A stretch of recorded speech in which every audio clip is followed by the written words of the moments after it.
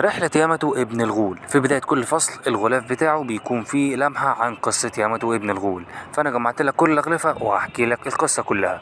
الموضوع بيبدأ لما ياماتو بيتخذ قرار إنه عايز يلف بلاد وانو زي ما أودن عمل. ساعتها كينيمون بيديله هدية علشان يبدأ رحلته، بس هو بيكون عايز منه معروف، وبنكتشف إن المعروف ده إنه عايز يوصل سيف معين كقربان لضريح إنما نيابة عن ياسوي اللي توفى. حلو يا سيدي، حلو.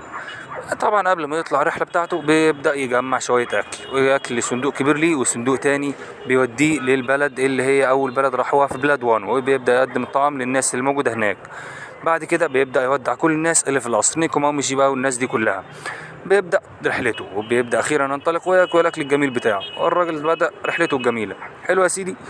وصل بقى لمجموعة من الأطفال بدأوا يتنمروا عليه عشان هم بيكرهوا أبوه الله يحرقه، وبما إن هو ابنه بدأوا يتنمروا عليه. لكن دينجيرو جه ولم شوية على السيس دي وحطهم في الشوال حرفيا. بعد كده قرر ان هو يعاقبهم، بس عاقبهم عقاب لطيف شويه. قرر ان هو ياكلهم اودن مع الشخص اللي هم بيكرهوه علشان يشوفوا ان الشخص ده طيب. بعد كده بيكتشف ان في ست كان في مجموعه من الناس عايزين يقتلوها، وبيبدا يساعدها. بعد كده بيكتشف ان هم بداوا يعملوا قصر اودن تاني، والنجار اللي كان بيعمل قصر اختفى، اللي هو كان بيساعد فرانكي زمان.